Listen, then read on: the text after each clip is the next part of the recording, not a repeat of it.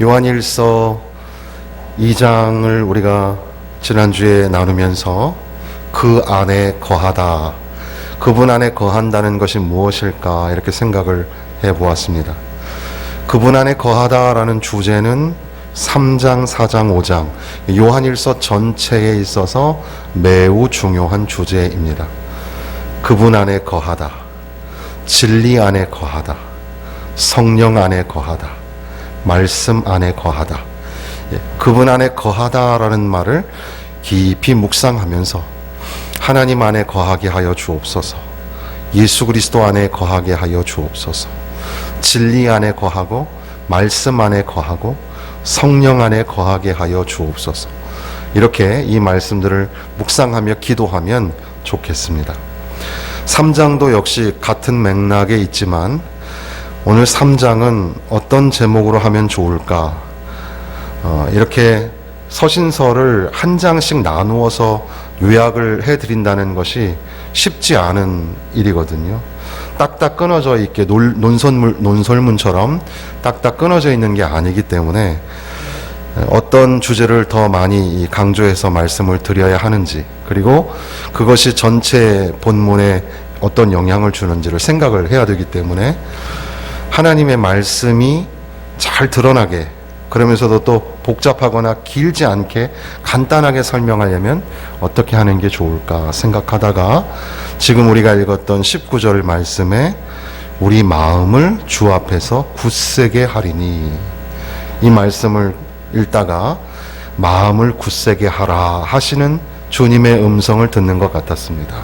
그래서 제 개인적으로도 마음을 굳세게 해라. 오늘 교회를 향하여서도 여러분들을 향하여서도 주 안에서 마음을 굳세게 해라. 마음을 굳세게 해라. 지금 온 세상이 참으로 어려운 가운데 있는데 그 가운데도 주의 백성들을 향하여 말씀하시기를 마음을 굳세게 하라. 그 마음을 굳세게 하라, 주 앞에서 마음을 굳세게 하라라는 말씀을 통해서 이제 앞뒤의 내용들을 설명하는 것이 좋겠다고 생각이 들었습니다. 당시에도 예수님을 믿는다는 것에 관한 핍박이 있었습니다. 또한 이 교회 안에는 이 잘못된 가르침을 가지고 있는 사람들이 나타나서 성도들의 마음을 이렇게 혼란시키고 있는 그런 상황이었습니다. 그렇게 이 초대교회 당시의 상황과 오늘 현대교회와 사뭇 다르지만 그럼에도 불구하고 오늘 우리도 여전히 유혹과 핍박, 그 박해에 도전이 있고 또 때로는 기독교인인 것 때문에 당해야 하는 그런 이 수모와 또 고통이, 고난이 있습니다. 그리고 또한 교회 내부적으로도 복잡한 잘못된 그런 교리와 또 이단 사상으로 인하여서 교회가 많이 어려움을 당하기도 합니다. 그때에 주님 안에 거하라 라는 그런 말씀과 함께 주 앞에서 마음을 굳세게 하라, 마음을 굳세게 하라, 이것이 오늘 우리에게 주시는 말씀인 줄로 믿습니다. 마음을 굳세게 한다는 게 뭘까? 이 마음이란 단어가 19절, 20절, 30절, 20절, 21절까지 마음이란 단어가 여러 번 나오는데 성경에는 마음이라는 단어가 참 많이 나오잖아요. 인간에게 있어서 마음이 참 중요합니다. 마음을 굳세게 하라, 굳세게 하라. 여러분도 뭐 다 잊어버리셔도 마음을 굳세게 하십시오. 삶을 살아간다는 것, 또 늙어간다는 것, 또 오늘 이 시대를 어떻게 살아야 할지, 사업은 어떻게 해야 되고 또 믿음 생활은 어떻게 해야 되고 모든 일에 세부적으로 우리가 또 적용해야 되겠지만 큰 맥락으로 보면 마음을 굳세게 하라, 마음을 굳세게 하라, 우리에게 말씀하시는 줄로 믿습니다. 이 3장의 말씀들과 연결해 보면 하나님은 거룩하신 하나님이신데, 그러니까 하나님을 닮은 우리는 하나님의 의로움을 드러내야 하는 그런 하나님의 백성들입니다. 그런데 죄가 우리 가운데 찾아와서 하나님의 백성으로 거룩함으로 의롭게 살지 못하도록 죄가 인간을 의롭지 못한 자로 만들어 버리게 됩니다. 그래서 죄의 문제를 해결하는 것, 바로 그것이 마음을 굳세게 하는 것과 관련이 있습니다. 3절 말씀 3장 3절에 보면 주를 향하여 이 소망을 가진 자마다 그의 깨끗하심과 같이 자기를 깨끗하게 하느니라. 주님을 배울 날이 있을 텐데 우리가 하나님의 백성으로서 살면 하나님이 깨끗하신 것처럼 우리들도 주 앞에서 깨끗할 것이다. 그렇게 깨끗하게 살아야 한다. 이것이 바로 이 신자됨, 이 세상을 살아가는 그리스도인의 확신이어야 하고 그런 차원에서 마음을 굳세게 해야 한다는 겁니다. 죄를 짓는 자마다 불법을 행하나니 죄는 불법이라. 죄를 짓고 불법을 행하는 이 세상 속에 살지만 그러나 우리가 죄를 짓지 않고 깨끗하게 살아가기 위하여 애쓰고 수고해야 한다는 겁니다. 주님께서 오신 이유가 무엇인가? 죄를 없애려고 오셨다. 5절에 보면 그가 우리 죄를 없애려고 나타나신 것을 너희가 아나니 그에게는 죄가 없느니라. 그 안에 거하는 자마다 범죄하지 아니하나니 범죄하는 자마다 그를 보지도 못하였고 그를 알지도 못하였느니라. 예수님께서 오셔서 우리의 죄를 용서하여 주셨고 이제는 죄 사함을 입었으니까 주님 안에 거하고 예수 안에 거하는 사람들은 의로움을 얻게 되었고 깨끗하심을 입고 살아가는 사람들이 되었다라는 겁니다. 그럼에도 불구하고 자꾸 죄의 유혹에 빠지고 죄를 짓게 되면 그 죄를 짓는 것 자체가 주님 안에 거하는 것이 아니라 마귀에게 속하는 것이다. 그래서 8절에 보면 죄를 짓는 자는 마귀에게 속하나니 마귀는 처음부터 범죄함이라. 하나님의 아들이 나타나신 것은 마귀의 일을 멸하려 하심이라. 그러니까 이 죄를 짓는, 그래서 마귀에게 속한 삶을 이제 청산해야 되는데 그것 때문에 하나님의 독생자이신 예수 그리스도께서 이 땅에 오셔서 십자가에서 죽으심으로 말미암아 우리가 죄사함을 받고 구원을 받게 되었다라는 겁니다. 그러니까 이 땅에 살아가면서 더 이상 이 죄 가운데 거하지 아니하려고 의로움, 하나님의 거룩하심 앞에 의롭게 살기 위하여 자기 자신을 돌아보고 회개하고 살아가는 사람들, 바로 그 사람들이 주 앞에 마음을 굳세게 하는 사람이라는 겁니다. 그런데 우리가 죄를 짓지 않고 살려고 노력을 해도 죄의 유혹 앞에 넘어질 때가 있습니다. 그리고 또 우리 안에 양심이 죄를 짓고 난 다음에 우리 마음을 불편하게 하고 괴롭게 합니다.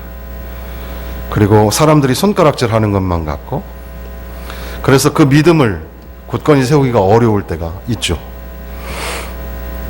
20절에 보면 이는 우리 마음이 혹 우리를 책망할 일이 있어도 하나님은 우리 마음보다 크시고 모든 것을 아시기 때문이라. 우리가 우리 스스로를 책망할 일이 있어도 하나님은 우리보다 훨씬 크시기 때문에, 하나님은 비교할 수 없는 분이시기 때문에 하나님께서 우리를 용서하여 주시고 하나님의 사랑으로 끌어안아 주신다는 겁니다. 이것이 매우 중요합니다. 거룩하신 하나님 앞에서 인간이 진짜 거룩하게 될 수 있을까? 불가능하죠. 인간은 하나님 앞에서 거룩할 수가 없습니다. 온전히 거룩할 수가 없죠. 하나님이 아니기 때문에. 그런데도 불구하고 하나님처럼 거룩함을 입게 하셨습니다. 그것이 바로 하나님이 친히 이 땅에 어린 양의 제물이 되시고 그분이 우리의 죄를 대신하여 십자가에서 죽으심으로 말미암아 죄 없으신 그분이 우리를 대신하여 죽어주심으로 말미암아 우리의 죄가 죄 없다 함을 입게 되었습니다. 그래서 어떻게 이 감히 죄 많은 인간이 하나님의 거룩함을 입을 수 있게 된 겁니다. 이것이 우리가 말한 은혜입니다. 하나님의 은혜를 풍성하게 누리는 사람. 우리는 여전히 세상 속에 죄의 유혹 앞에 살지만 그럼에도 불구하고 하나님의 그 십자가의 사랑, 그 은혜를 기억하면서 죄를 뿌리치고 물리치면서 살아가게 됩니다. 때로는 연약한 인간이라 넘어지기도 하고 또 유혹을 받기도 하지만 그럼에도 불구하고 하나님의 사랑이 훨씬 크시고 하나님의 용서하심이 더 크시기 때문에 하나님 앞에 용서받지 못할 죄가 없죠. 그렇기 때문에 그 하나님의 사랑, 하나님의 용서하심을 깨닫고서 마음을 굳세게 하고, 나는 하나님의 백성이야, 죄짓지 않고 살아야지, 그런 것이 오늘 우리의 그리스도인의 삶에 굳건히 세워져야 할 것입니다.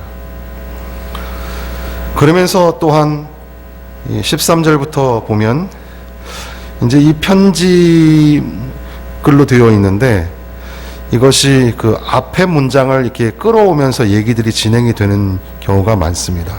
그러니까 지금 우리가 앞서 의로움이라는 단어를 이야기할 때에는 2장 마지막 절에 보면 너희가 그가 의로우신 줄을 알면 의를 행하는 자마다 그에게서 난 줄을 알리라.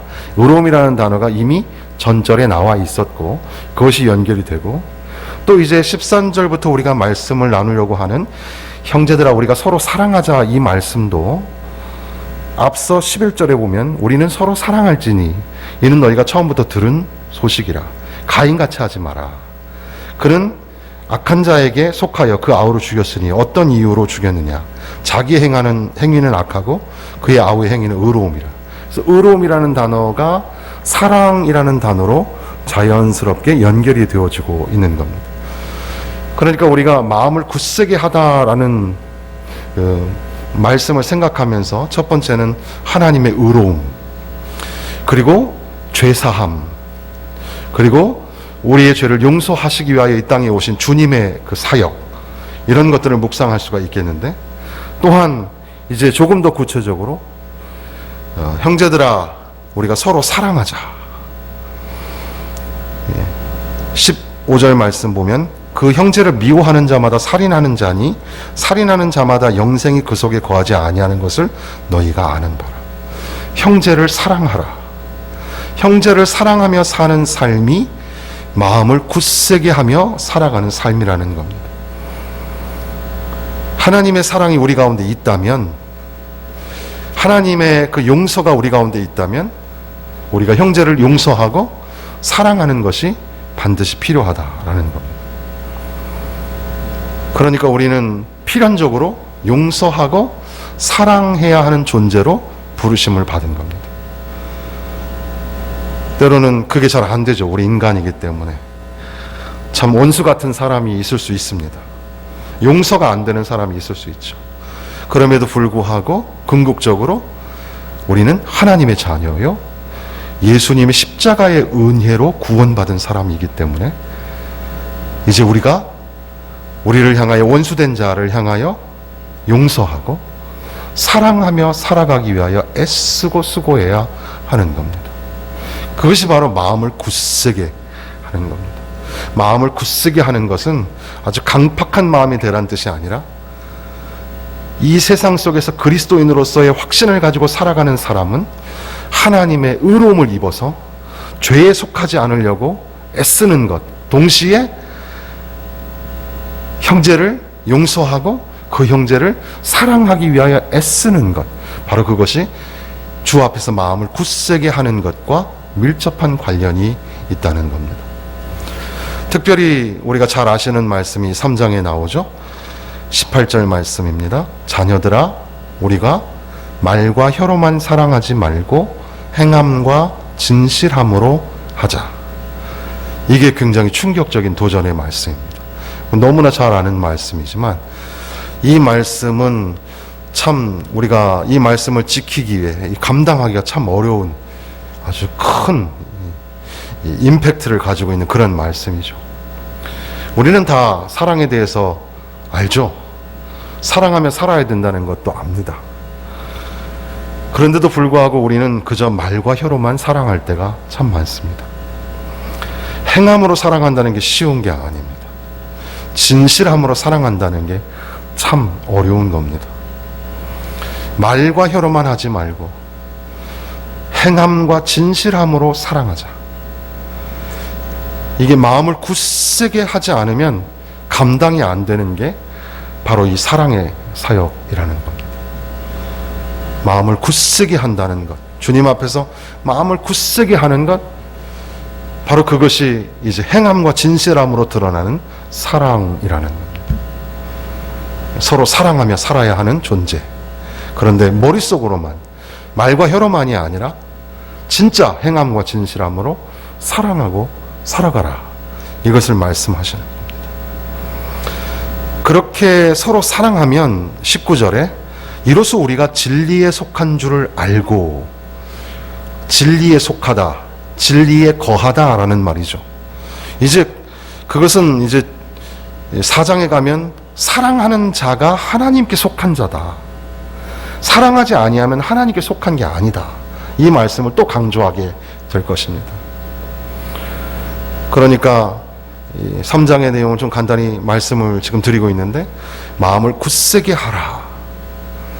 하나님의 이 의로움, 하나님의 거룩함을 입어서 더 이상 이 죄와 상관을 갖지 않고 살려고 애쓰는 것도 마음을 굳세게 하는 것과 관련이 있고, 조금 더 나아가서 마음을 굳세게 하는 것은 형제를 사랑하되 말과 혀로만이 아니라 행함과 진실함으로 사랑하는 것, 바로 그것이 마음을 굳세게 하는 것이다.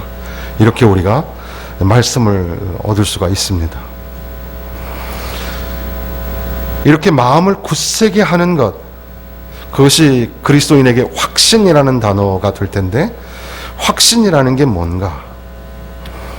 21절에 보면 사랑하는 자들아, 만일 우리 마음이 우리를 책망할 것이 없으면 하나님 앞에서 담대함을 얻고, 우리가 마음을 굳세게 하고 확신에 거하고 견고하게 세워지면 하나님 앞에 담대함을 얻고 나아갈 수가 있습니다.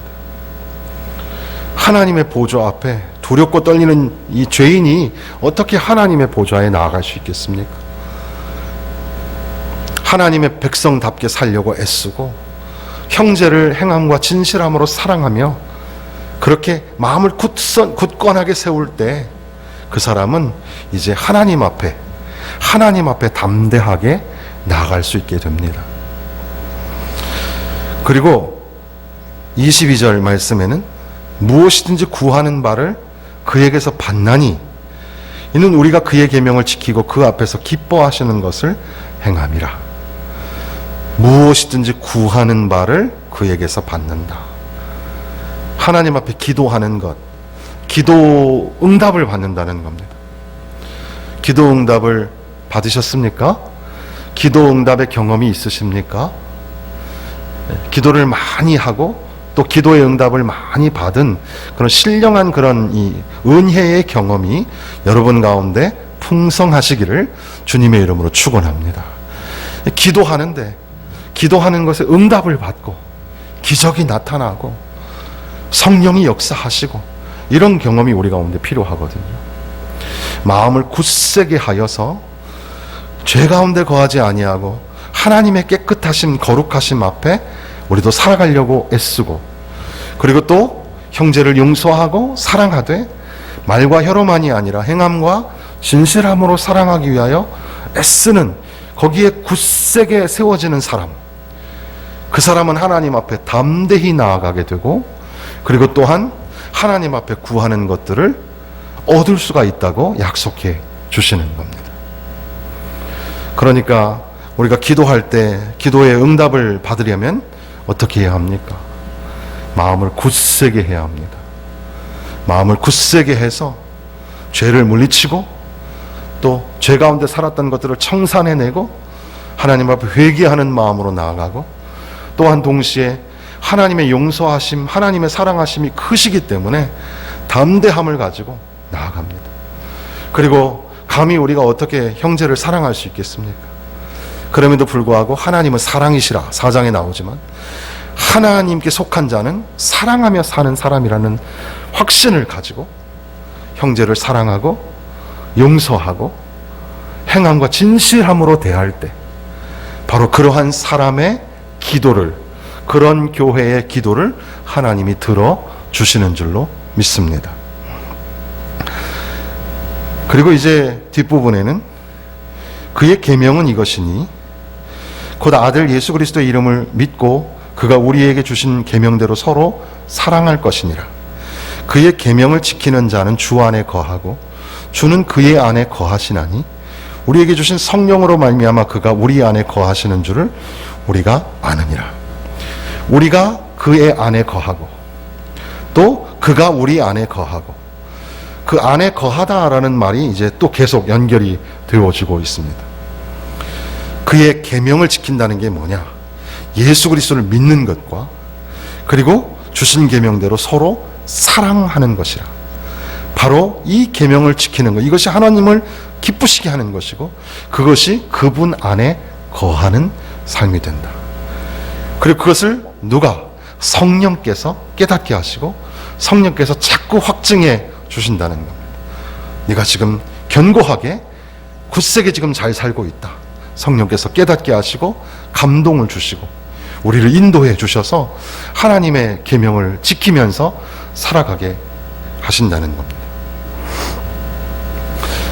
연세대학교 철학과 명예교수이신 김형석 교수님이 계신데 그분은 102살이십니다.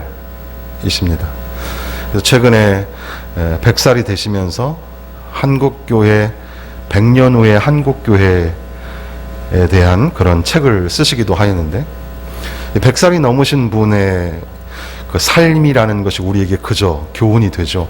그래서 건강은 어떻게 지켰는지, 인생이 뭔지, 그리고 행복이 뭔지, 그리고 공부는 어떻게 해야 하는지, 그런 등등의 이야기를 하시면서 한국 교회는 어떻게 될 것인가, 이 교회에 대한 지대한 관심을 가지고 계신데, 어려서부터 교회의 은혜를 받았기 때문에 이것이 자기의 인생의 특권이었다고, 축복이고 특권이었다고 말을 하면서, 그럼에도 불구하고 안타깝게도 서구 그 유럽에 있는 나라들을 돌아보면 기독교로 번성했던 모든 나라들이 쇠퇴하고 문을 닫는 것을 볼 때 한국 교회도 지금 이런 식으로 간다면 100년 후에는 유럽의 교회를 그대로 닮을 수밖에 없다.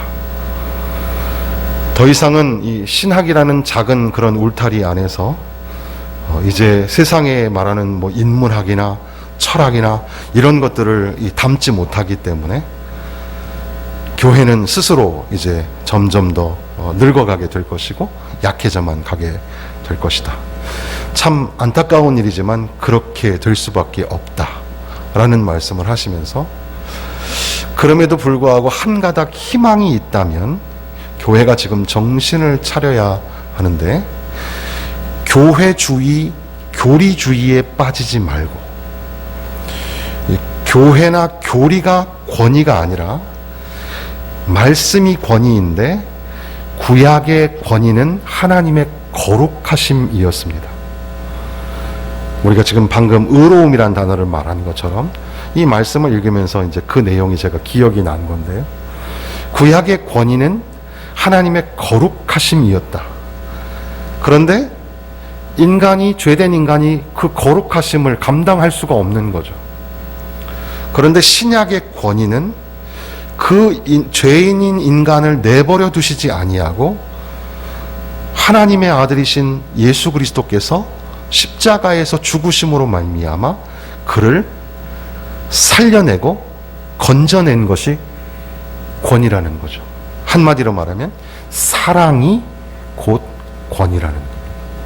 그러니까 권위주의에 빠지지 말고 교리주의에 빠지지 말고 권위를 가져야, 세상의 학문이나 철학은 권위를 주장하지 않는데 우리 기독교 신앙이 권위를 가져야 하는데, 권위는 교권이나 교리나 교회가 아니라 권위는 곧 사랑이라고, 그리스도의 정신을 본받아 사랑하며 살 때 교회는 살아남게 될 것이다. 그렇게 말씀을 하는 겁니다. 그리고 또한 교회는 사명을 위해 부름을 받았다는 거죠. 교인들끼리, 교회끼리 이게 아니라 교회는 세상과 사회를 향하여 사명을 가지고 하나님 나라의 실현이라는 사명을 가지고 있다는 겁니다. 이것을 망각하면 교회는 쇠퇴할 수밖에 없다는 겁니다. 그러므로 바로 이 요한일서 3장에 나오는 마음을 굳세게 하여 하나님의 거룩하심 그리고 형제를 사랑해야 한다는 이 계명의 말씀은 그저 신자 한 사람이 견고하게 서는 것뿐 아니라 바로 그게 교회의 공동체가 살 길이고 바로 그것이 하나님 나라를 위하여 세워져야 할 하나님의 위대한 역사가 된다는 겁니다. 성령께서 우리 마음에 계시고 우리와 함께 하셔서 우리를 독려하고 권면하시면서 사랑하고 용서하며 하나님의 계명을 지키도록 우리를 인도해 가실 겁니다. 더 이상 죄 가운데 허덕이지 아니하도록 우리를 깨끗함으로 인도하여 가실 것이고 또 깨닫게 하시고 회개하고 하나님 앞에 기도하면서 나아가게 하실 겁니다. 그러므로 마음을 굳세게 해야 합니다. 혼탁한 세상일수록, 어려운 그런 환경의 세상일수록 이 세상 속에 그리스도인으로 살아가기 위하여 마음을 굳세게 하는 저와 여러분 되시기를 주님의 이름으로 축원합니다. 기도하겠습니다.